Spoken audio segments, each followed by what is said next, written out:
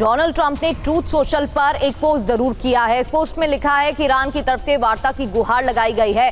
गुहार लगाने के बाद आज दोहा में बैठक होने वाली है। डोनाल्ड ट्रंप की तरफ से ये देखिए वही पोस्ट है। ईरान ने रिक्वेस्ट की है, ये इस पोस्ट में डोनाल्ड ट्रंप की तरफ से लिखा गया है और बताया गया है कि दोहा में ये बैठक होने वाली है। और ट्रंप के सोशल मीडिया पोस्ट पर ईरान का पलटवार। ईरानी वार्ताकार मोहम्मद मरांडी ने ट्रंप को दिया जवाब। एक्स पर लिखा, ईरान ने वार्ता का अनुरोध नहीं किया था। अमेरिका ने ईरान से वार्ता के लिए आने को कहा था। ईरान बैठक के लिए कोई प्रतिनिधिमंडल नहीं भेजेगा। मोहम्मद मरांडी ने यह बात कही। तो ईरान के विदेश मंत्रालय के प्रवक्ता हैं इस्माइल बकाई ने बयान दिया है, आने वाले दिनों में बातचीत की कोई योजना नहीं है, ये कहा। बकाई ने ईरानी न्यूज एजेंसी इरना को बयान दिया और अपने बयान में कहा कि बातचीत की कोई योजना ही नहीं है। हालांकि अमेरिका की तरफ से कुछ और ही कहा जा रहा है।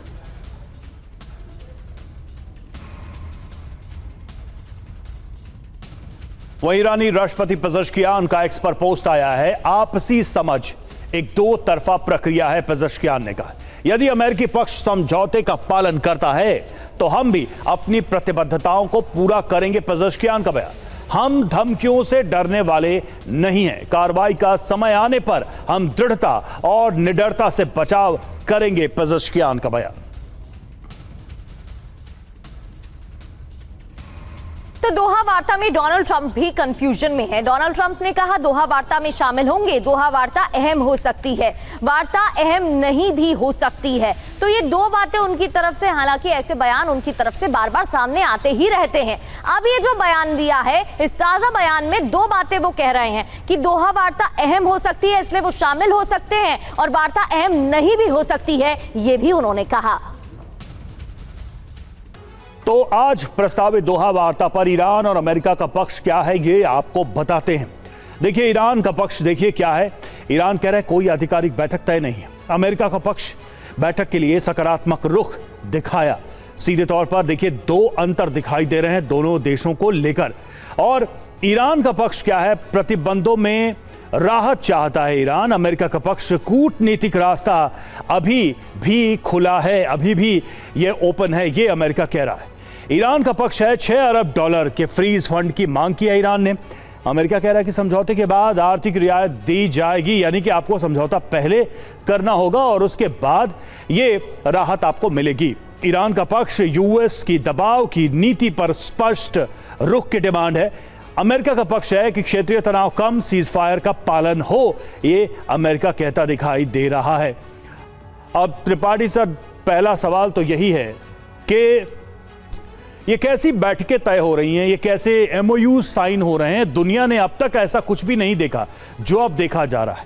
मीटिंग्स तय होती है, कोई पहुंचता नहीं है। एमओयू साइन होने के कुछ ही दिनों बाद उसका कोई अस्तित्व नहीं रह जाता है, युद्ध शुरू हो जाता है।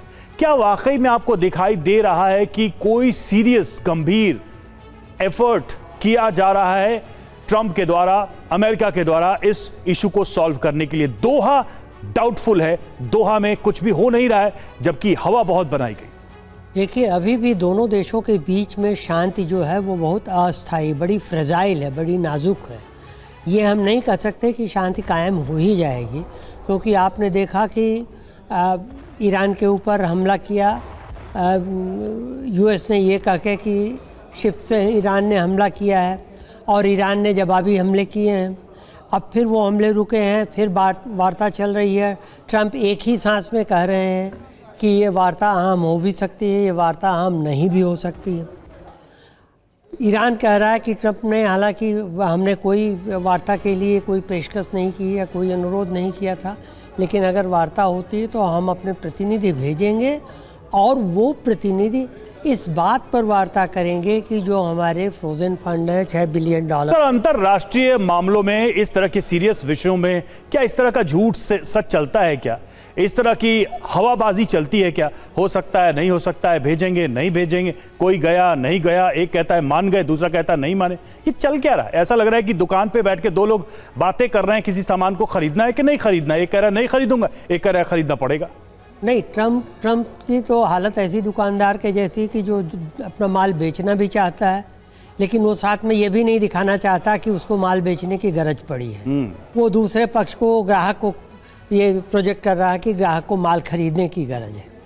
तो ट्रंप के बारे में तो देखिए, ट्रंप ने इतने दिन बाद बड़ा उद्घाटित सत्य किया कि वार्ता हो भी सकती है और नहीं भी हो सकती है।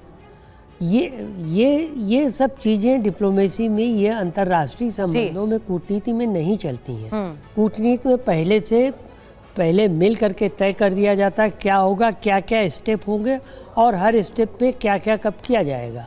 आपने जहाँ यहाँ कह दिया कि साहब 19 तारीख को सिग्नेचर होते ही फिर 30 दिनों के अंदर $6 बिलियन रिलीज़ कर लिए जाएंगे, सैंक्शन हटा लिए जाएंगे। अभी वो पूरी तरह काम नहीं हुआ है। अभी ट्रंप कह रहे हैं कि नहीं, भी कूटनीति का रास्ता खुला है, अभी हम देखेंगे कि आप कैसा व्यवहार कर रहे हैं, तब हम सैंक्शन हटाएंगे। तो इस तरह से काम नहीं होता। ये कोई बनिए की दुकान नहीं है कि इस तरह से आप सौदेबाजी करें। सौदेबाजी का एक स्तर होता है कूटनीति में, वो ट्रंप नहीं देख पा रहे हैं। बिल्कुल सर, और इसी वजह से सवाल उठ रहे हैं कि ऐसा कभी किसी ने देखा नहीं है जियोपॉलिटिक्स में भी कि इस तरीके से वार्ता हो, वो भी इतने गंभीर मुद्दे पर जिस पर पूरी दुनिया निर्भर कर रही है। स्टेट ऑफ हॉर्मूज को लेकर वार्ता होने वाली है, ऐसा कहा जा रहा है। मनीष झा हमारे सहयोगी भी हमें ज्वाइन कर चुके हैं। मनीष, व्हाइट हाउस की तरफ से तो बता दिया गया है कि कुशनर जाएंगे और स्टीव विटकॉफ भी जाएंगे, लेकिन ईरान कह रहा है कि ऐसी कोई योजना नहीं है कि ईरान की तरफ से कोई डेलीगेशन जाएगा। तो फिर ये अमेरिकी डेलीगेशन किससे मिलने जा रहा है कतर? देखिए, मुद्दा तो यह है कि अगर ईरानी डेलीगेशन पहुंच भी गए तो सवाल यह है कि वो दोहा में शॉपिंग करेंगे या फिर दोहा में न्यूक्लियर इशू पर बातचीत करेंगे, क्योंकि अभी तक तो जो कुछ हुआ था वो बस एक हवाई सा था। असली मुद्दे पर जब बात होगी कि क्या ईरान अपना परमाणु कार्यक्रम को बंद करेगा, और अगर इस पर बातचीत होती है तो भी ईरान के लिए और अमेरिका के लिए इसमें सबसे बड़ी मुश्किल होने वाली है। और यही वजह है कि दोनों में से कोई भी पक्ष इस वक्त ये कहने को तैयार नहीं है कि हमारी बातचीत हो रही है। दूसरी बात है कि ये बात साफ तौर पर दिख रहा है कि ईरान चाहता है कि पहले उसे $12 बिलियन जो कि कतर में अभी फ्रीज किया हुआ है, उसमें से कम आधी रकम उसे मिल जाए, उसके बाद की बात में देखेंगे। लेकिन हाँ, एक बात साफ है कि ना जंग से पहले ट्रंप को ईरान के बारे में समझ आ पाई थी और ना जंग के बाद बातचीत के दरमियान ईरान को वो समझ पाए हैं। इसीलिए आप देखिए कि इस तथाकथित एमओयू के होने के बाद भी अमेरिका ईरान के साथ डील नहीं कर पा रहा है, और लगातार ये हमेशा आशंका बनी रहती है कि कभी भी जो भी ये एमओयू है वो टूट जाएगा और लड़ाई बदस्तूर जारी हो जाएगी, जैसे पहले हुआ था।